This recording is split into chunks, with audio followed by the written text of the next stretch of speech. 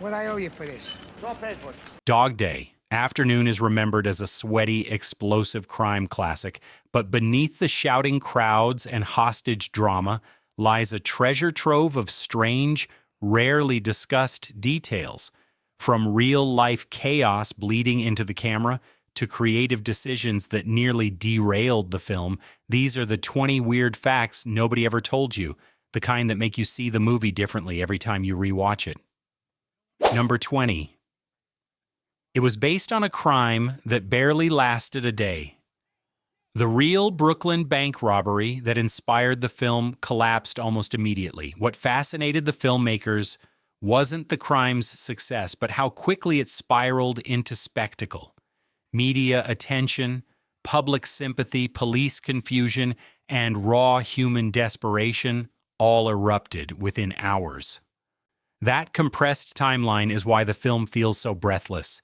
It's structured almost in real time, mirroring how events unraveled faster than anyone could control them. Number 19. The script was constantly rewritten on set. The screenplay evolved daily. Actors were encouraged to improvise, react naturally to crowds, and adjust dialogue mid-scene. This created moments that feel documentary real, including awkward pauses, overlapping dialogue, and emotional slips. Sidney Lumet believed tension came from uncertainty, not polish, so he allowed scenes to breathe, stumble, and surprise even the cast themselves. Number 18. Al Pacino wasn't the studio's first choice. The studio initially hesitated to cast Al Pacino. He was considered volatile, unpredictable, and too intense for a mainstream crime drama. Some executives wanted a safer star. Lumet fought for Pacino specifically because of that instability, believing the character required someone who looked like he could emotionally combust at any second. Number 17. The famous Attica. Chant wasn't in the script. One of the most iconic moments in film history came from improvisation. Pacino's character yelling Attica, referencing the real-life prison uprising, was spontaneous. The crew kept rolling, unsure if it would work. The chant electrified the crowd, blurred fiction with reality, and became a permanent symbol of anti-authority rage in American cinema. Number 16. Real bystanders. Thought it was an actual robbery. During filming, many onlookers had no idea a movie was being made. Police barricades shouting, and armed officers looked authentic enough to cause genuine panic. Some passers-by even attempted to flee the scene. The filmmakers intentionally avoided large movie shoot signs to preserve realism, creating chaos that bled directly into the performances. Number 15. The heat was real and deliberately exploited. The suffocating heat in the film wasn't a production flaw, it was a strategy. Director Sidney Lumet refused to fully cool the set, believing physical discomfort would bleed into emotional tension. Actors sweated through long takes, tempers flared naturally, and exhaustion became part of the performances. That sticky, airless feeling isn't cinematic exaggeration. It's real fatigue captured on camera, which is why the desperation never feels acted. Number 14. The bank interior was designed like a psychological trap. The bank set was built with unusually low ceilings and tight spatial limits. This wasn't accidental. Lumet wanted the characters boxed in, visually and emotionally. Camera movement was restricted, forcing close-ups and cramped framing. The result is a constant sense of pressure. There's nowhere to escape, no relief shot, no visual breathing room. You feel stuck because the characters truly were. Number 13. The hostages were told to behave wrong. Instead of playing terrified victims, the actors portraying hostages were instructed to act unpredictably, sometimes calm, sometimes chatty, sometimes oddly cooperative.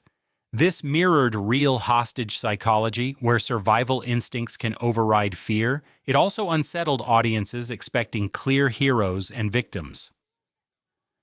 The shifting loyalties make the situation morally unstable and far more disturbing than a standard crime thriller.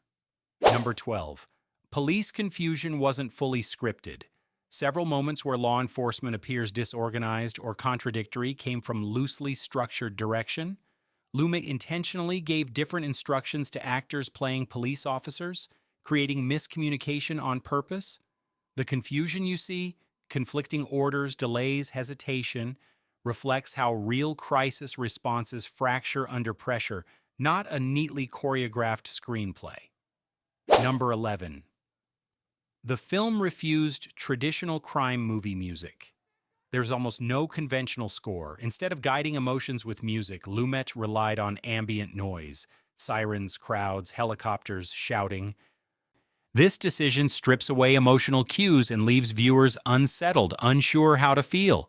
Without musical reassurance, scenes feel raw, awkward, and dangerously real, reinforcing the sense that anything could go wrong at any moment. Number 10. The ending was intentionally anti-cathartic. Most crime films build toward a release, a shootout, a victory, a clear moral resolution. This film does the opposite. The ending drains tension instead of exploding it. Lumet wanted audiences to feel hollow, unsettled, and slightly cheated, because that's how real-life spectacles often end. No triumph, no lesson neatly wrapped, just consequences arriving quietly long after the adrenaline fades. Number 9. Al Pacino was emotionally exhausted by the final week. By the last days of shooting, Pacino was running on fumes, long takes. Constant shouting, heat, and improvisation wore him down physically and mentally. Lumet deliberately scheduled the most emotionally devastating scenes near the end of production to capture genuine fatigue. What looks like acting burnout is in many moments the real thing. Number 8. The crowd slowly becomes the main character. As the film progresses, the crowd outside the bank stops being background noise and starts shaping the story. Their cheers, anger, curiosity, and boredom influence police decisions and Sonny's behavior. Lumet treated the crowd as a living organism, one that feeds on spectacle. It's an early, unsettling portrait of media-driven hysteria decades before social media existed. Number 7. The film never clearly tells you who to root for. Unlike traditional crime dramas, the movie refuses to assign moral comfort. The robber isn't heroic. The police aren't villains. The hostages aren't purely victims. Everyone is compromised, emotional, and reactive. This ambiguity confused some early audiences, but it's exactly why the film feels so modern. It asks you to sit with discomfort instead of resolving it. Number 6. The true villain is time. There's no mastermind antagonist pulling strings. The real enemy is the clock. Every minute increases pressure, mistakes, exhaustion, and media attention. As hours pass, options shrink. This is why the film feels like it's tightening a noose rather than building toward action. Time itself becomes the force that destroys everyone involved, slowly, inevitably. Number 5. The film accidentally predicted reality TV. Long before reality television existed, the movie exposed how quickly human suffering turns into entertainment. The crowd cheers, cameras arrive, public opinion flips moment to moment. The robbery becomes a live show with a rotating audience. This wasn't commentary added later, it was observational accuracy. Lumet recognized that once cameras appear, truth mutates into performance, and everyone begins playing a role whether they want to or not. Number 4, the queer representation shocked 1970s audiences. The film's treatment of sexuality was radical for its time. Instead of sensationalizing or mocking, it presents deeply human motivations rooted in love, desperation, and identity. In the mid-1970s, this made many viewers uncomfortable. Some critics didn't know how to talk about it at all. What now feels empathetic and restrained was once considered dangerously progressive. Number 3. There are almost no traditional establishing shots. The movie drops you into chaos and rarely lets you step back. Wide city shots are scarce. Transitions are abrupt. You're trapped in the moment, just like the characters. This was a deliberate rejection of classic Hollywood grammar. Lumet wanted viewers disoriented, never fully certain of geography, power, or control, mirroring the psychological state of everyone inside and outside the bank. Number 2. The film was criticized for being too real. Some early viewers complained the movie felt uncomfortable, messy, and emotionally draining. That wasn't an accident, it was the point. Lumet believed realism should exhaust audiences, not entertain them comfortably. The lack of heroic payoff angered viewers expecting escapism. Over time, that discomfort became its greatest strength and its lasting legacy. Number 1. The movie changed how crime films are written. After this film, crime stories no longer needed geniuses, elaborate plans, or clean arcs. They could be messy, emotional, awkward, human. It shifted the genre from cleverness to psychology, from spectacle to pressure. You don't remember it for what happens. You remember how it feels, and that changed everything that came after. Dog Day. Afternoon endures because it refuses comfort. It traps you in heat, noise, confusion, and moral uncertainty, then leaves you there.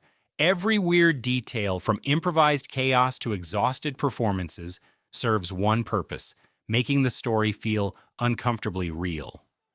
Decades later, it still doesn't feel like a movie. It feels like being there.